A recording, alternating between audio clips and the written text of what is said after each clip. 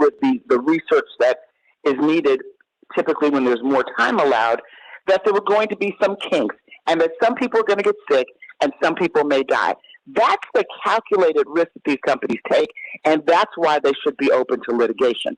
It's just like with the Pinto cars. They knew good and well that that vehicle would kill people. But what they did is they did an economic analysis. They said, well, based on our studies and research, about 1,000 people, hypothetically, a year may die.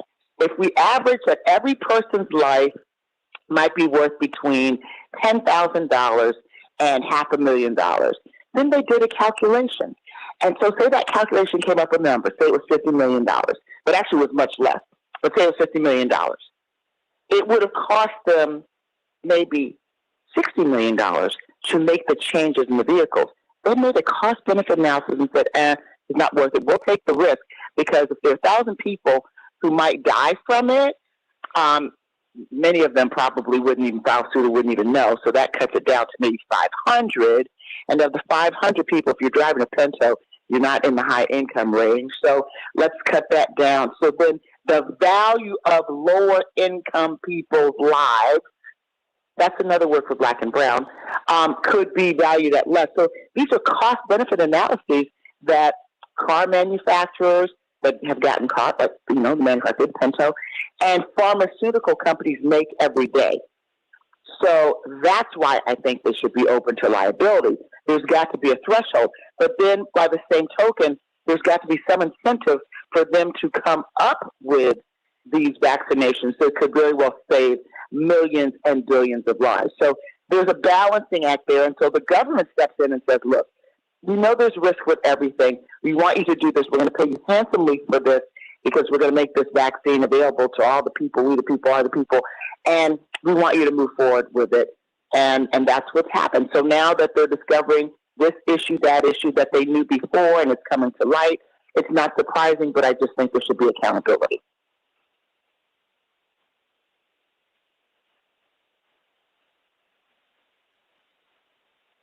Mm-hmm.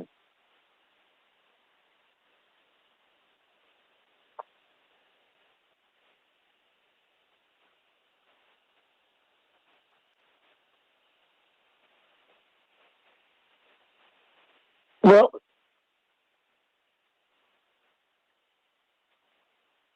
so so here so here's what I think we have to do as we're talking with the public, and as I always say with public health, it's about what I do as an individual, and at the same time, it's about what we want groups of people to do because the public health is at risk and it impacts everybody else.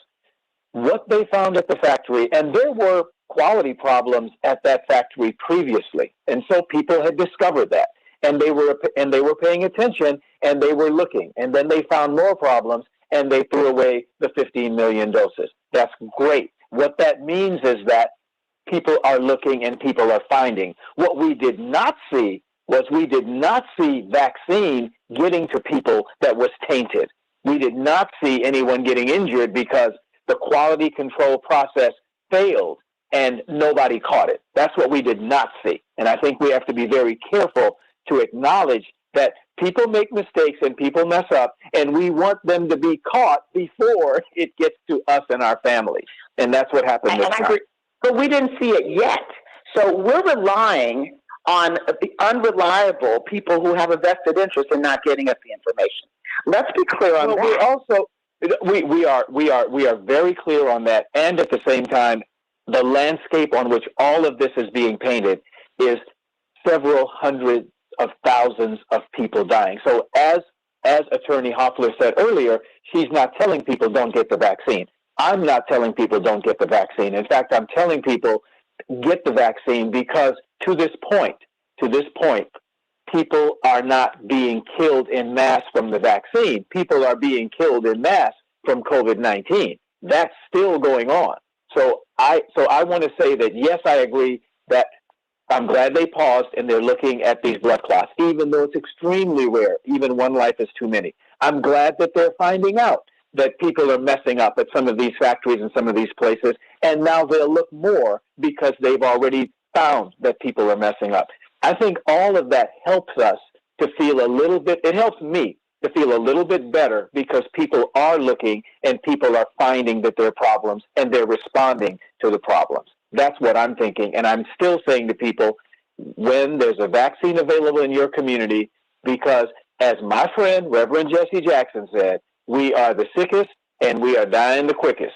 And so we have to continue to pay attention to that message from Reverend Jackson. Don't just say, well, I think there's some problems, I'm not going to do anything. Well, guess what? COVID's looking for us, and it's coming to a theater or drive-in near you.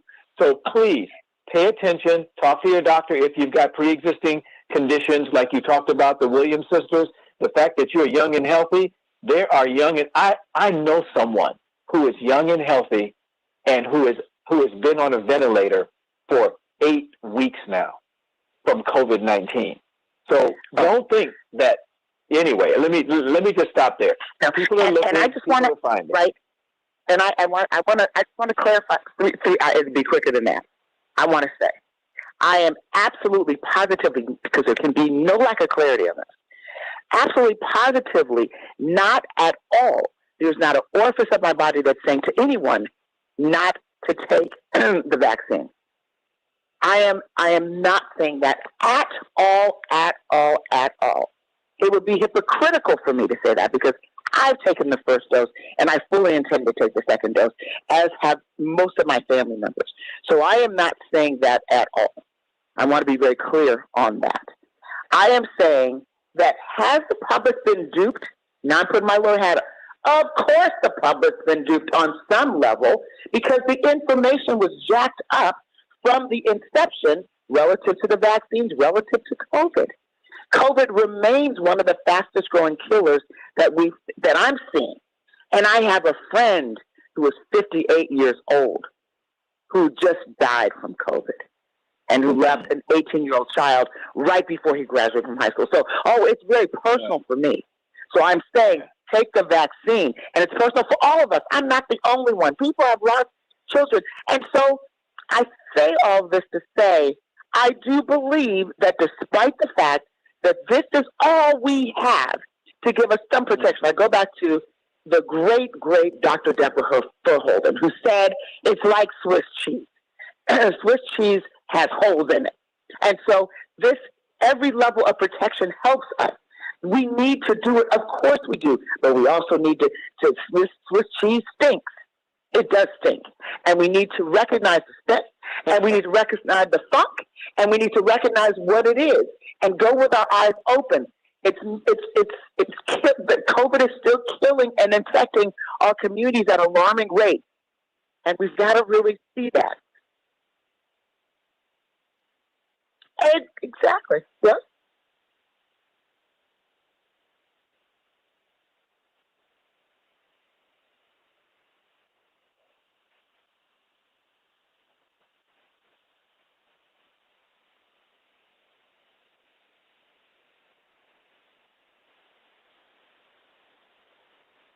Yep.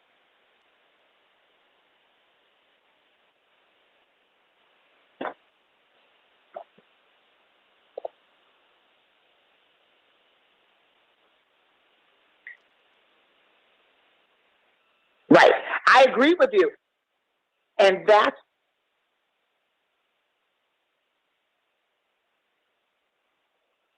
right. I agree. Okay, I agree. And that's why I said the public has been duped to some degree and there should be accountability. So I think that people need to make informed decisions, informed choices, and they should know that in the beginning. But I think that's only going to be the tip of the iceberg. I would dare say that for each of these vaccines, there's some kind of funkiness that we'll probably hear about later. And so that's why I think there needs to be accountability. There needs to be accountability for these. 1 minute. Let me just say this. Information is what we're all talking about. We need to get honest information. I would invite everyone to go to a site called blackhealthtrust.org. It's an organization that I am a part of. We do an informational show every Sunday. People can just go to blackhealthtrust.org. We talk about COVID-19 and other health issues that impact our community. This is a group of African-American physicians and scientists from all over the country who do this every Sunday afternoon. It costs nothing, and it's good health information. And I just think we need to, blackhealthtrust.org. Easy words to spell, blackhealthtrust.org. 10. Okay, happy to do that. We've been doing this for a year. Yeah.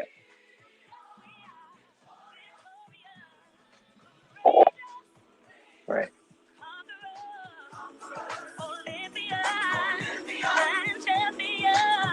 Yes. We are rejoicing with our heads held high. We are victorious.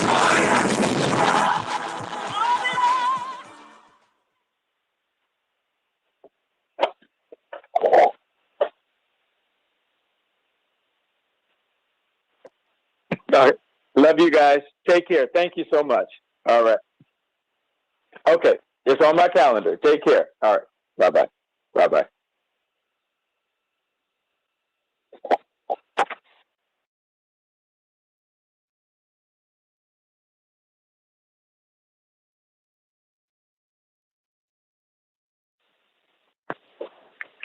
Dr. Deborah Furholden?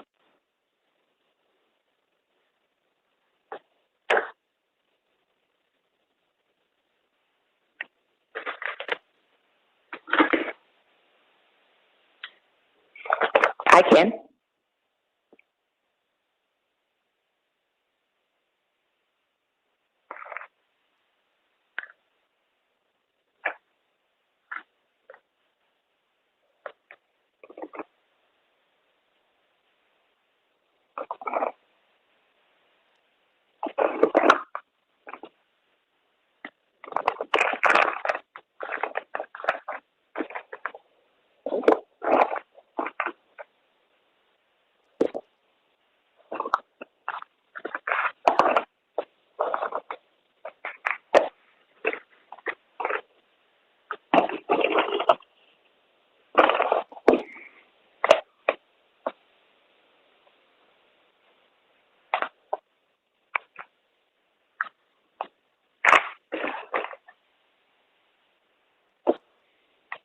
Yes? Oh, okay. Then I'll be quiet. I'm sorry.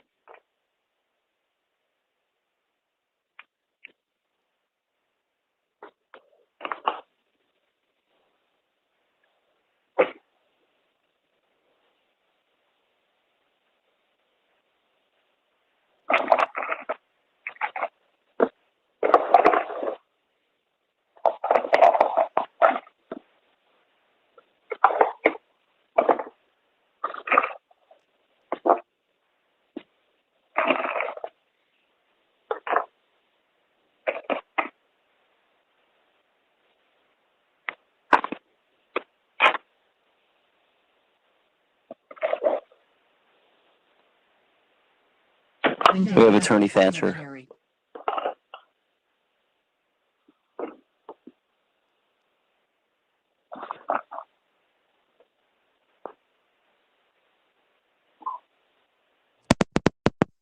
Let me reboot it.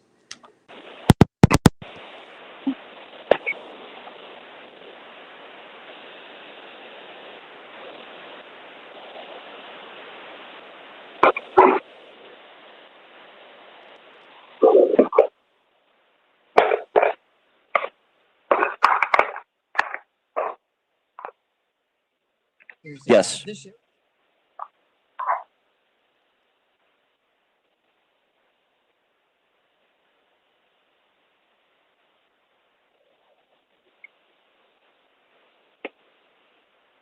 Okay.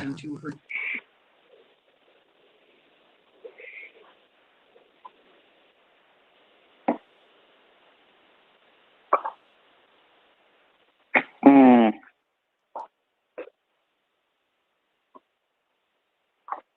Mm. Mm-hmm.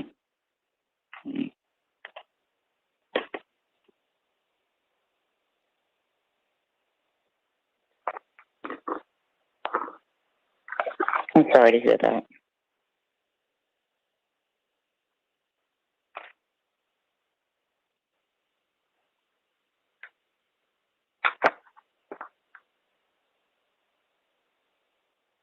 Yeah.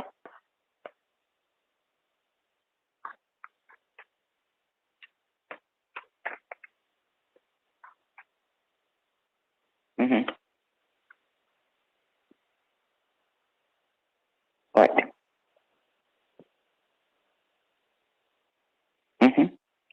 There's no question it's a problem because these are people. They're finding out because.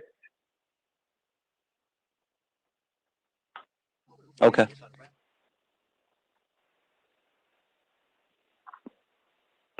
What I was saying, the problem is, when information like this is released, sometimes it's because you have good Samaritans. The company wants to do the right thing. But a lot of times it has to do with getting caught. They're going to get caught with this information because there are requirements of logs and all that kind of stuff. And so I think that, has the public been duped on some level? Yeah. I think the public's been duped from the beginning when it's come to COVID. We have Reverend McAfee.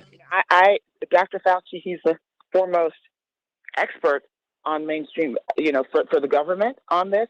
But I found that Dr. Fauci at times is talking out both sides of his mouth. Yes, no, it is, it isn't, we do, we don't. So,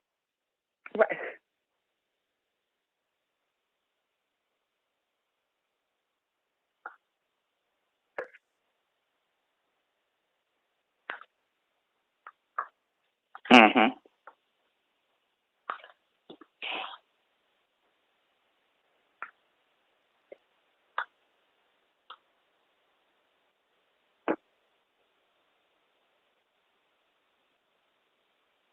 1 minute.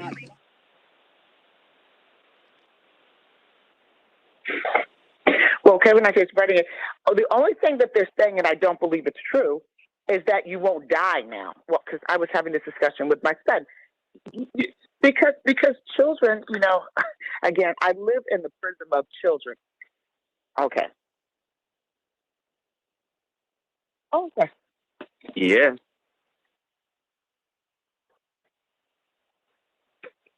$30. I understand.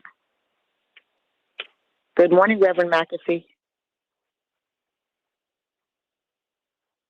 Good morning. Good morning. Yeah. 15. You as well. 10. 5. Yes, we do. Good morning.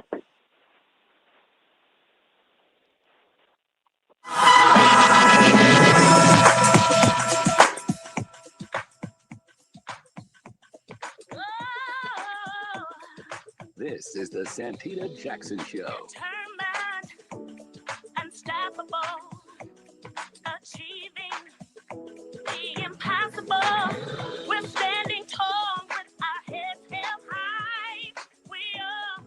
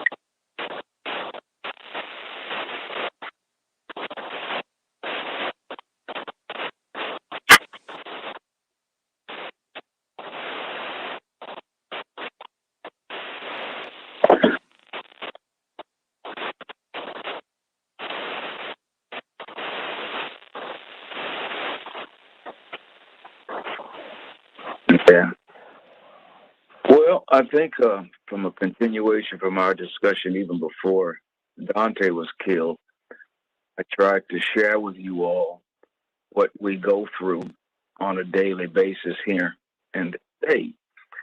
I think you saw real clear on the witness stand yesterday for the defense the pervasive attitude of many of the police officers that patrol our cities.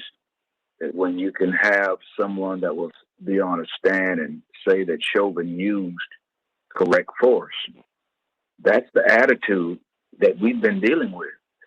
And when I got on the scene, the first gentleman that I dealt with case was a young brother by the name of Taser Nelson.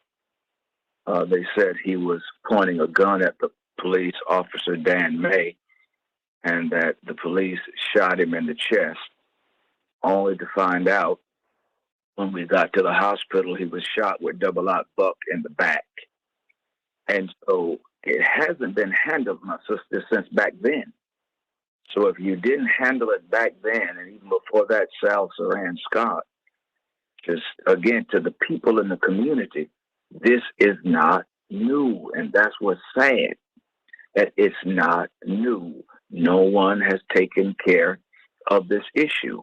And so what winds up happening, let's just say, for instance, the ladies who killed Dante, her comments were real, and that there was real and true remorse, and it was a genuine misstep and mistake that was deadly. Well, it can't even be received in our community right now because of the history. I mean, now here is what is unusual.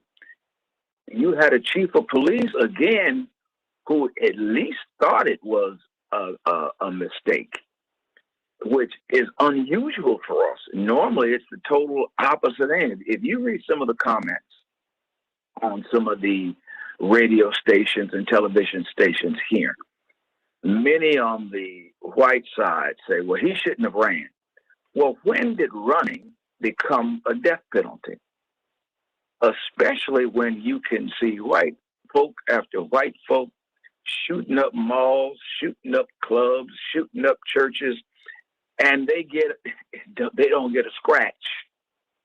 And so that's what we continue to deal with. And as a result of, I haven't been going out to those sites because I'm not down with the looting and tearing stuff up and all of that.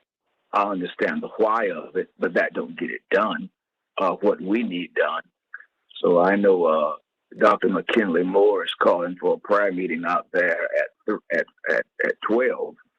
Well, I'm calling for another kind of meeting at 3 o'clock out there that I call the Table of Reasoning, with the subtitle, Let's Do the Right Thing. We need the governor. We need the head of the House, the head of the Senate. Y'all need to come to that table and hammer out something decent. One, with police reform, especially as it pertains to, I forget it, the legal term, qualified immunity, something like that, to where they can just shoot us just because. But the other side of that is we're hurting so bad here as a people. We either number 1 or 3 in every category. And not much is going on over at that House now or Senate at a budgetary time that will answer the cries of the poverty that exists within our community. So I'm going to do me a sit-in, and if they got to take me to jail at night, if they do the curfew, then that's just going to be it. And those in radio land who are tired of all of the toxicity and all of the anger and fighting, I don't feel like fighting, but I'll do what I need to do in silence. I will be out there today, and those who love me and believe in me, you can join me as we fight for right change without burning, without looting, without cussing and scratching. That's what I got to say.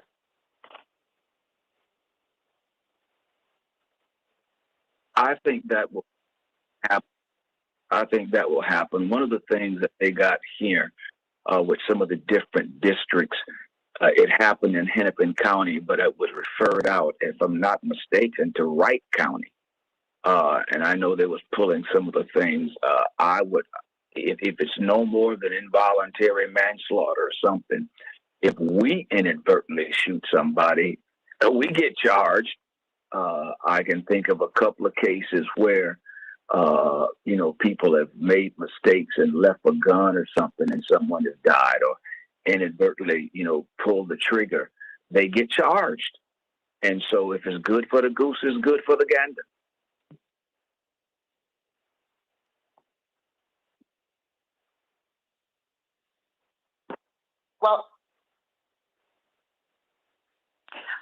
Well, I agree. What should be good for the goose should be good for the gander.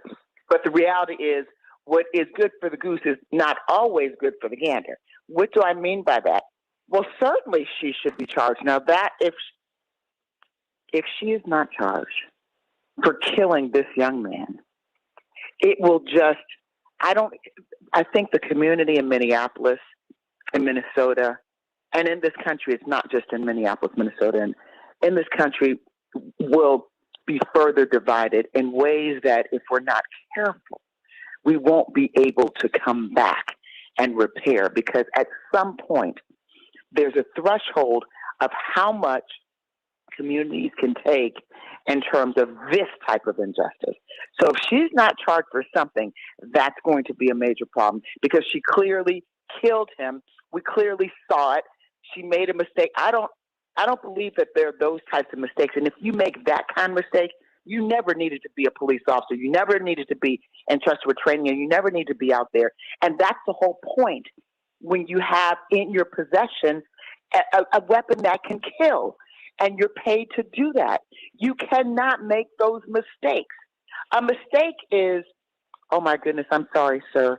I thought that when I looked in the system, I thought that it was your car that had a tail light out. Or I thought it was your car that had this license plate, and it wasn't. I was mistaken. I'm so sorry. Please continue on. That's a mistake. A mistake is not pulling your gun out and shooting and killing someone when your taser's on one side and your gun's on the other side. That is not a mistake. That is not a mistake in my humble impression. So when I say what should be good for the goose should be good for the gander, that's the way it should be, but that's not the way it is when it comes to black and brown people. There are black law enforcement officers that are still in jail for mistakenly shooting and killing people. Still in jail.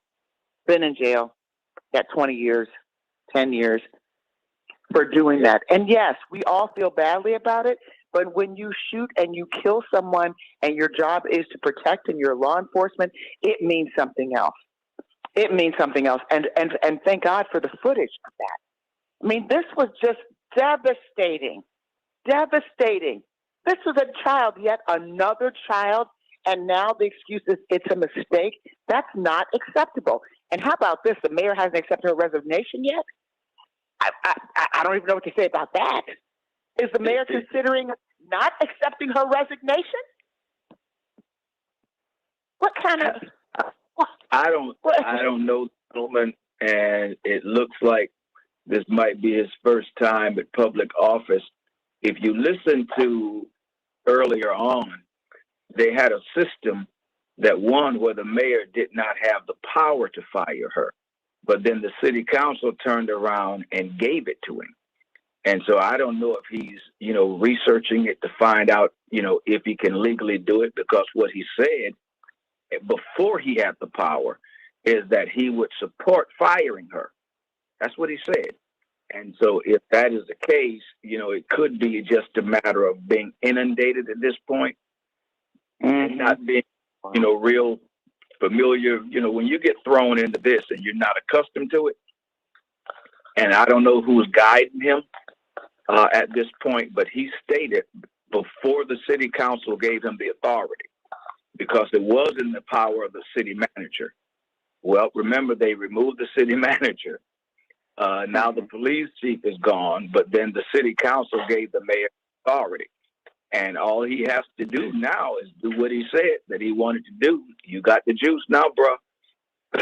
So you can respond. But it doesn't take this long. See, this is the other thing, too. And Santita, I'm going to be quiet. We need to elect people that are doing the right thing and that further our agenda. Woulda, coulda, shoulda, I'm investigating. I don't know. I'm researching. That's not good enough. Since when has that been good enough? Would he have been researching if a white young man had been shot and killed in that way? Would there have been research on the books? Would he have said, well, I was thinking what had happened was could have, should have, maybe, I don't know, but I'm still thinking, considering I don't know if I'm being advised properly? No, he would have come out immediately and said, yes, we are firing. I do support it. And in fact, she just beat me to the punch. That's what would have happened. Not, well, I'm still researching because what I have to do, I had the authority last week, today, I don't know. That is not good enough. That is not good enough. People are getting killed. We have to stop allowing mediocrity that's resulting in death. We have to, that's part of what I'm saying. People have to go out and vote. We have the power. There are efforts throughout the country to suppress the right to vote. We still have to vote. We still have to make it happen. We've been there before.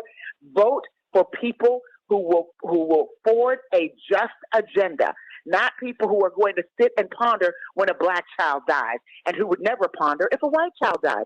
That just we can't accept this.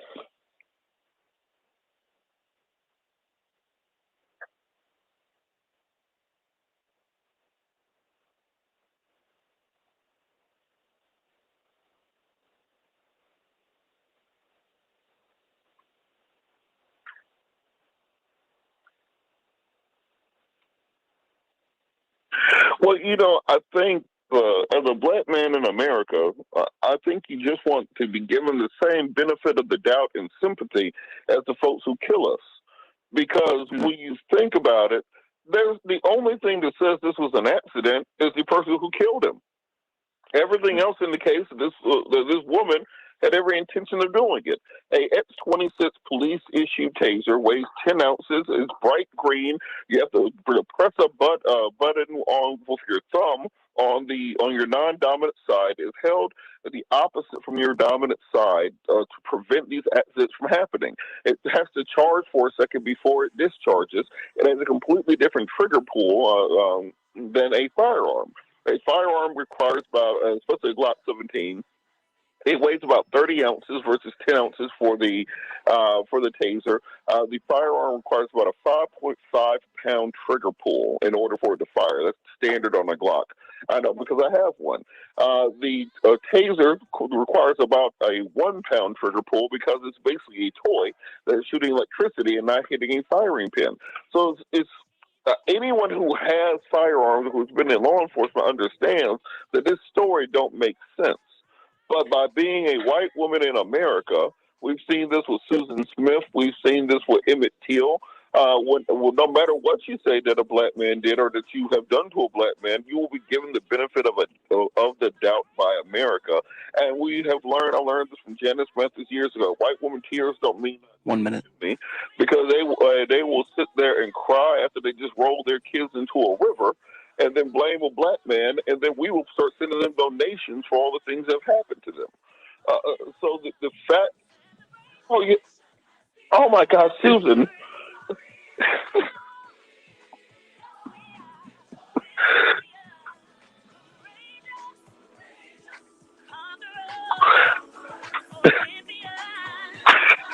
$30. And this is exactly what's going on currently. I could not imagine if it had just been the exact opposite. If this had been this young 20-year-old black man who 15 shot him in the chest and said, "Oops, I meant to electrocute her," I don't think there will be any sympathy for him going out in right now. So what they've already started doing is, from the minute that it went public, poisoning the jury pool by putting out this narrative that it was an accident, and we have to stop playing into it.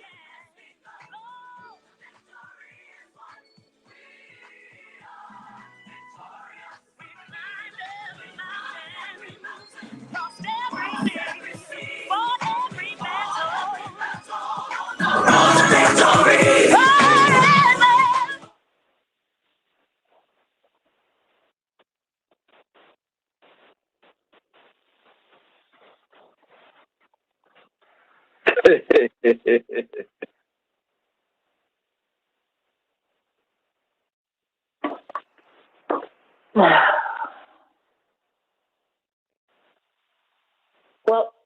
good morning, Robert. You know, sometimes we just have to say no to drugs. It's important to say no to drugs. We would have to be taking drugs, to feel that this story about oops, it was an accident is credible. Oops, I got caught on camera killing someone. Yeah. That's credible. Yes, that is credible. But oops, it was an accident when it happened. I went from the left to the right. She's a 26-year veteran. And by the way, it is an attempt to poison the jury pool. And her resigning, somebody told her, girl, just resign. Just resign. The PR people said, just resign. You can't win this one because now if it weren't for the Derek Chauvin trial, you might be looking at something different. You might be able to get away with this. But for this, you just got to resign. You know, don't worry. You'll get another job. You might even one day be president of the United States. But for now, just resign. So I just find that, you know. She has repented fine. And I'm telling you, y'all, hear me. Look at the atmosphere. Minnesota ain't what folk think. Derek Chauvin is not a shoo-in to be convicted. To try to find all them people to agree without any of this. I'm telling you, the only person they've ever found guilty was the Somalian. These people, when I say the epitome of wicked, and I don't care what political party they go to, we have not found justice, period. And that woman, I carry a pistol, 2 or 3 of them. And I got the lightest one is heavier than a dead-burn taser. So, you know, that it's a gimmick. It's a gimmick. Yeah, that wasn't a oops, I meant to tase him. That is oops, I forgot to turn my body camera off. That's what the oops is. Oops, I got caught. Oops. Let me just right quick resign. So, and I bet her police union told her, just resign on this one. The climate's not good for us. But next year we'll be able to defend you on it. Don't worry. So I think that we have to stop allowing this narrative and accepting it. To stop and you know, yesterday I did talk to the family attorneys. I did talk to Ben Crump and asked, you know, what in the world is going on? Because he's still there in Minnesota. He said, it is crazy. And what's crazy is that people are accepting this narrative that, oops, it was an accident. Because, again, the lives of black men, black women just don't matter. Whether it's in Minneapolis, Minnesota, or any part of Minnesota, it's just in some places, it's just more open, it's more blatant. But I think it just goes back to the same narrative, and that's why I said we've just got to do better and not accept these narratives. Now, the community is not accepting this narrative. The communities around the world are not accepting this narrative. Coming back in 15? No, they're not accepting at all up here. That's you know, I don't know who. Yeah. 10.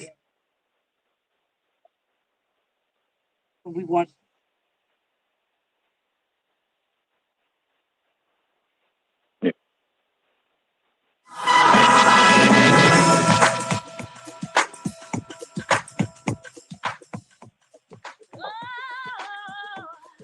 This is the Santita Jackson Show. Determined, unstoppable, achieving the impossible. We're standing tall.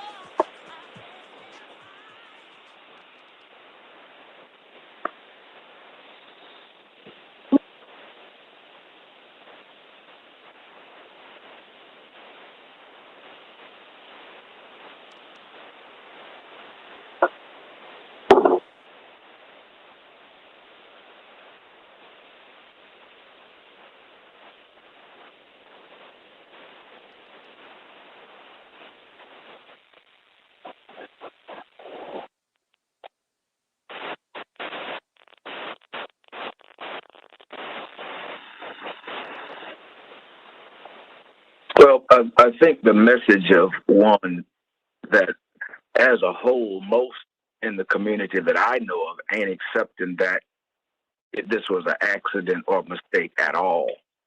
I think I stated earlier, when you look at the history of what has happened here, we're not surprised at all. And certainly not just accepting the fact that you can confuse a taser with a gun. Not at all. And the other thing that you don't see, and this is just real talk, many of the people that I know and roll with, we haven't been out there yet.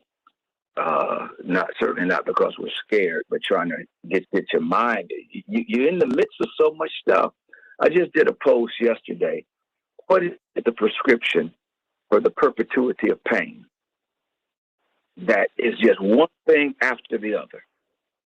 And it engulfs you so much that you almost in shock still. Who in their right mind could not? I didn't even look at that video. I think till yesterday.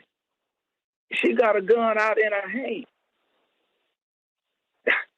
You know the weight of your pistol. I know when I put my hand in my pocket or on my holster, I know the difference between my Ruger and my Kel-Tec.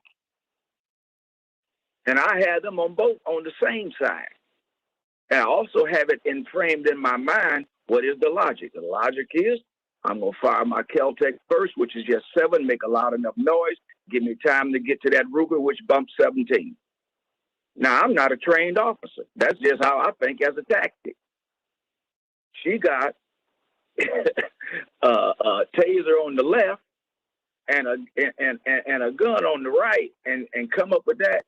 We can't accept that. I think the community is still in shock from it.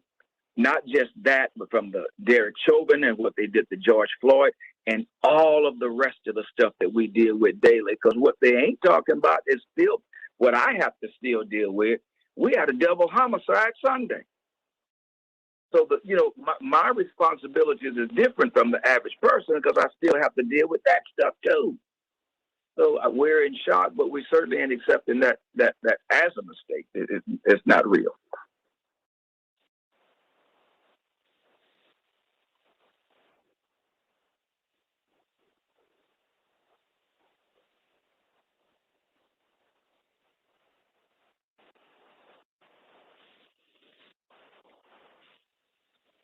Yep.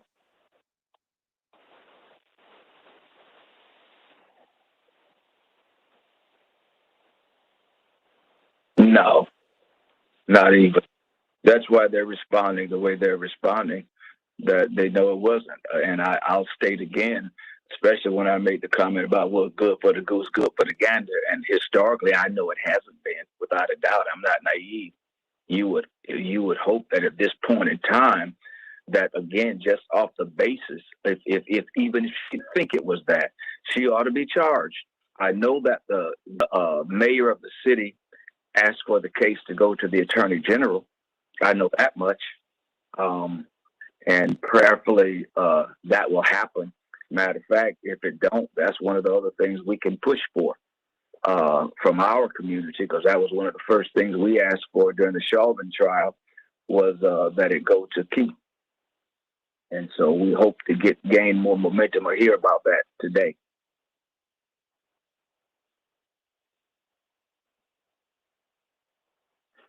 Well, there's really only one thing about this case that makes it even debatable in the public arena. You take that one factor away and it's pretty clear what's going on. But that one factor is what many regard as her spontaneous verbal reaction to the shooting.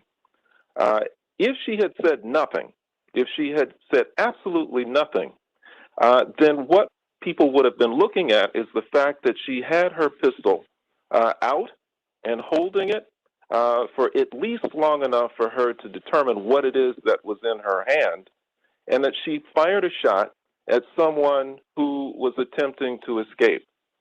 Now, and then it would have been, no problem at all in terms of anybody deciding that this was an intentional homicide.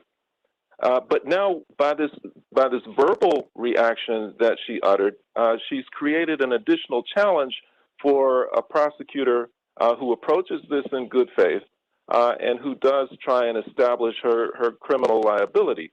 Now, what the prosecutor has to do is to look at other factors, including her experience, the things that she knows, the things that we've been discussing this morning in terms of the difference between a firearm and a taser, and all of the other things that would cause someone to reasonably know that what they were holding was a gun and that they intentionally shot this young man. But there are two cases that every police officer knows about. One is Graham versus Connor, and the other is Tennessee versus Garner. And I am sure that she understood the implications of both of those. And, I think that what we have to recognize is that all of these events, not just this shooting, but all of them come out of a history and a culture of policing, which makes it imperative, in my view, that communities of color, oppressed communities of color, abandon this rhetoric and this propaganda that we've been indoctrinated with since birth, that the institutions which prevail and which govern in this society can be reformed. They cannot be. We need to look in a different direction. The background of Tennessee versus Garner, I know about personally because I was a newspaper reporter for a year in Nashville, Tennessee, covering police in the years leading up to the decision in this case. And what it addresses is the question of when police officers can fire at someone who is fleeing from the scene, somebody who's either a felon or a suspected felon. Tennessee had a law called the fleeing felon law, which made it permissible for a police officer to shoot and kill anybody who was known to be a felon, who was running away from them, or someone who was suspected of having committed a felony, who was running away. And for a stretch of weeks, when I was reporting, on a weekly basis almost, there was a black person who was being shot, and the justification by the police was they were running away. And it got so bad that when the newspaper I worked for, was running a daily American flag on the front page with a number on it to indicate the number of days that hostages were being held in Iran, I said, just put a silhouette of a running black man on the front page and put a number on it so I don't have to keep writing the same story every single week, right? But the Supreme Court decided that you can't do that, that the only reason that you can shoot somebody who's fleeing is if there's an objectively reasonable belief that this person poses a lethal danger to someone else if they get away. So this officer, I'm sure she understood the requirements of Tennessee versus Garner, and she knew that she could not lawfully shoot and kill this young man just because he's trying to get away from them. But she did cover her tracks with this utterance, and it created enough confusion that it is very possible that she will ultimately not be charged with anything unless they choose, in order to keep the public sentiment in check, to use some negligent homicide charge that, as I understand, is available in Minnesota. Mm-hmm. Yeah, he's right. It certainly is available, and the question is, will they use it? I hope they do. If they don't, it could get testier, if you will. And I agree with his analysis. I'll continue to say, like I said all along, y'all, look at the history of Minnesota. And if we look at the history, it don't always come in our favor. Not at all. The only time, again, was when a black man who said he made a mistake and shot that white woman, Justine Diamond. And he's doing over 12 years, and he lost on appeal. Yes, he was. Thinking he was protecting his partner.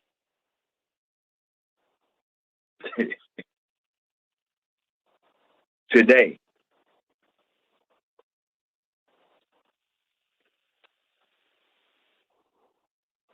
Yep.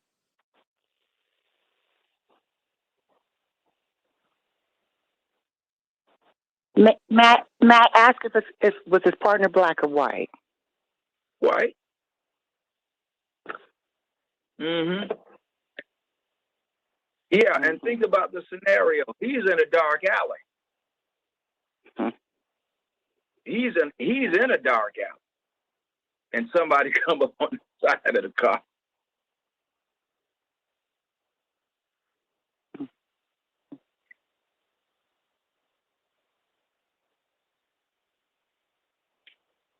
Hi, good morning. How's everybody doing? Good, good. I was calling. I agree with the Reverend and the Reverend was talking about, and both of the guests on there are talking about. If you look back at the history here in Chicago, I see the same thing goes on in Minnesota. I'm a retired Cook County sheriff, and we've had a lot of incidents here in Chicago. I think a couple of years ago, Ms. Jackson, I think you might recall this. We had a sergeant chasing a black kid here, and he said the black kid had a gun, but the black kid was running, and he shot him and killed him, shot him in the back and killed him. But they never found the gun. But 2 or 3 weeks later, they come back and find a gun. Now, I don't buy that. I don't get that. You know? And if you look at the history here in Chicago, all the brutality and like I think it was the Reverend just saying, the black officers when they make a mistake, they go to prison. The white officers get off. We had a situation here. We had 3 officers, Cook County Sheriff, and a white sergeant, all white. They beat a prisoner. Now, I work down every season when we do the process of that. And this inmate, he came through there. He was going downstate, but he died downstate. Now, they did lose their jobs, but they didn't go to prison because of probably who they knew, what state rep or politician or judge they knew, and nothing ever happened. But if those were black officers, they'd be in prison today. So there's a lot of double jeopardy here that's going on in our society, a lot of it, that's going on. And it's been going on for years, but I think this generation, when I was coming up, we were actually, Ms. Jackson, we were afraid of police, But now this generation we're not taking nothing off the police. And we had another situation here with the 13-year-old kid getting shot. I don't know the whole outlook on that situation. I haven't saw the video. I won't make a comment until I see the video. And, so there's a lot of racism here, that's going on in the police department, all over the world, brutality. But, nothing is never being done when it comes to white officers. Never, Yeah, look at this Jerry Silver case. This case shouldn't have took this long. He should have been slammed, put in prison, that's that. But it's only happening. He's going through all these formats because he's white.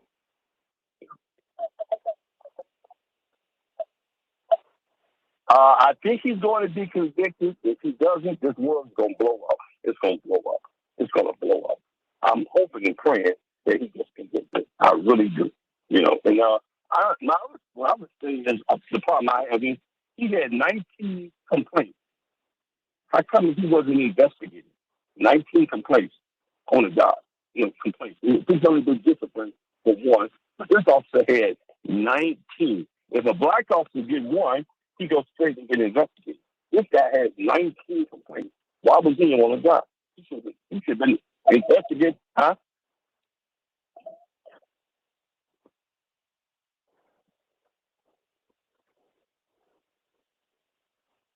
He's had actually over 23 or 24. He's had more than that. God, okay. Okay, yeah, more than that. Okay. There is no entity here that oversees them. The internal affairs is no more than the chicken guard and the fox guard in the hen house. The PCR, which was supposed to be established to take care of that, was castrated by the city council when it did not get subpoena power. They've not found one thing against the police.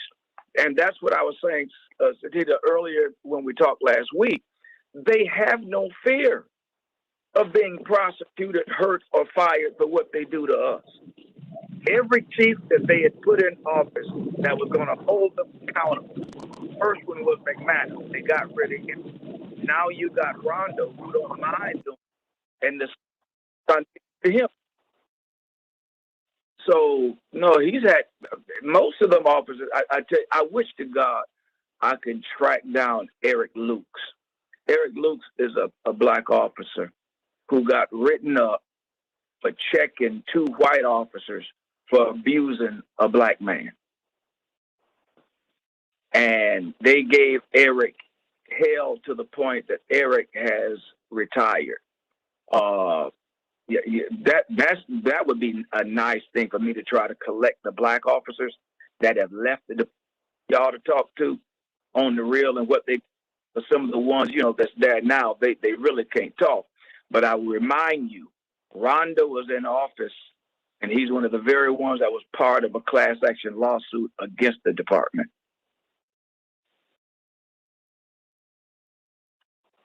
Right. Racism and bigotry within the department. I shared with you the other day, Lee Edwards is the one who should have been the chief even before the last two chiefs they had before Rondo. They got rid of it.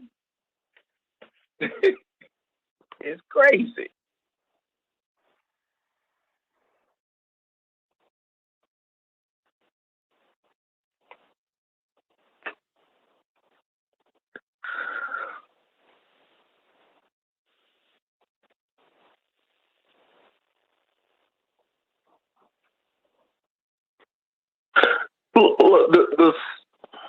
Look, the story by its very nature makes no sense. Look, I got a 9mm pistol.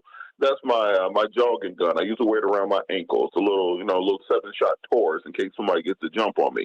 Then I've got a 10mm pistol. That is for zombies, gorillas, bear attacks, those kinds of things. Vehicles. That'll send you on to glory. Now, I can tell the difference between my 9mm and my 10mm with my eyes closed, asleep, anywhere on earth.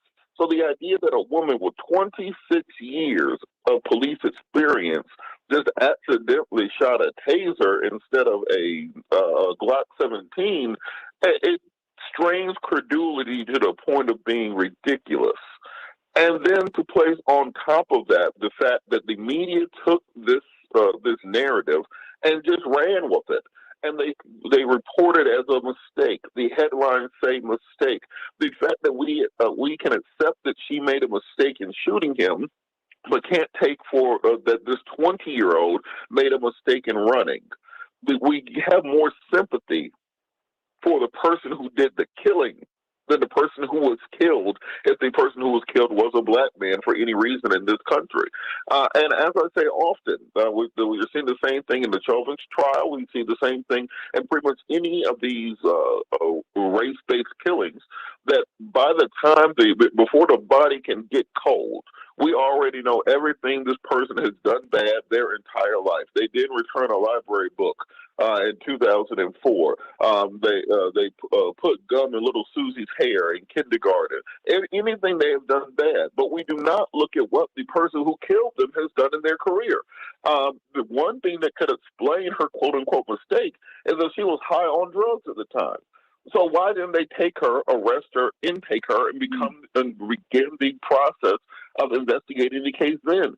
Drug test that woman to find out what was in her system, where she could confuse a taser with a gun. Confiscate her laptop and her work computer to find out if she's been visiting white supremacist websites. Find out from her social media before she has an opportunity to scrub it what kinds of groups she's in. We've seen various police officers around the country be part of these white supremacist Facebook groups and those sorts of things. Track down and search her house before she gets a chance to go home with the police department and scrub everything out of there. There might be a big white robe in the closet that explains why she acted this way. But if you don't investigate it and say it was just a mistake, well, then at this point now she's gone home and had time to talk to the police union, had time to talk to her to lawyers. They showed a picture last night because her address had got leaked to the public. So the police department put up barricades, fencing, razor wires, and on-duty officers in squad cars to protect her home. This is the person who killed somebody. This is the murderer that has a police escort, which means that they had anything that was up in that house that could have been used to prosecute her is now gone. It is burning in a dumpster or somewhere in a river or in one of those lakes up there. So when we talk about the inequities in the criminal justice system, if you give somebody who killed somebody a few days to clean up everything, and then it's going to be very difficult down the road to get a conviction. And then even if you go to trial, you end up with nothing but a crying woman saying that it was a mistake. I yelled out Taser. It was tragic. And then you've already poisoned the jury pool by saying it was a mistake. So it's going to be very difficult to get any justice in the case. We have to stop looking at these things with the eyes of an infant and start looking at them with the eyes of an adult. And when you look at it with the eyes of an adult, what you see is a murder. For all that we know, if they had just arrested her at the scene when she killed somebody, like they would have arrested all the rest of us, we might have found text messages between her and the boy where they were having some kind of lurid affair that she was trying to cover up. Anything could have happened, and we'll never know because they did not investigate it the way you investigate any other murder, because they did not follow the same procedures they would have followed for anybody else, and they put out this narrative that it was a mistake.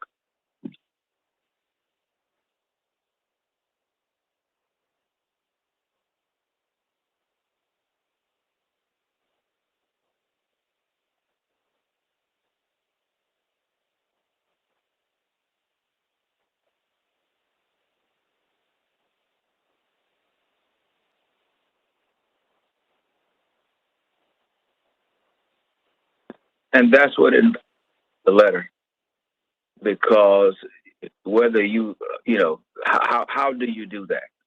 That shows a level of insensitivity that negates everything that anyone would think about. You made a mistake.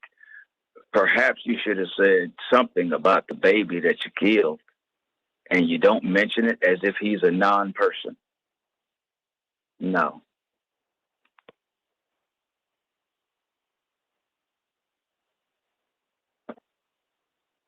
Well, so what that tells me is that a lawyer wrote it because there's not going to be an admission of guilt. And what she's saying is, I'm doing this for the best of the community. A lawyer told her don't, and not that she would have done it on her own. Don't admit to anything. Don't say anything about anything because it's under investigation. Just resign. Because the police union probably I'm just guessing, probably told her to resign and a lawyer wrote it. That's it. The lawyer for the police union, her lawyer, the Klan's lawyer, and any lawyer that was consulted. That's what that is. She's lawyered, and they are building her defense. Curious. Yep. 1 minute.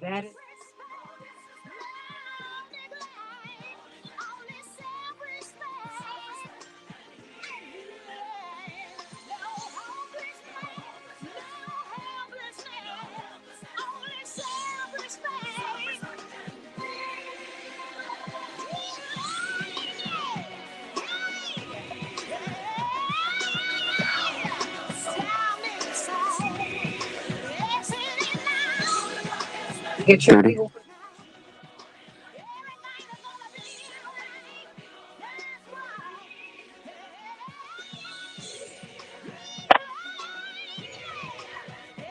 Just work 15. out. Will be 10. victorious. Bye-bye.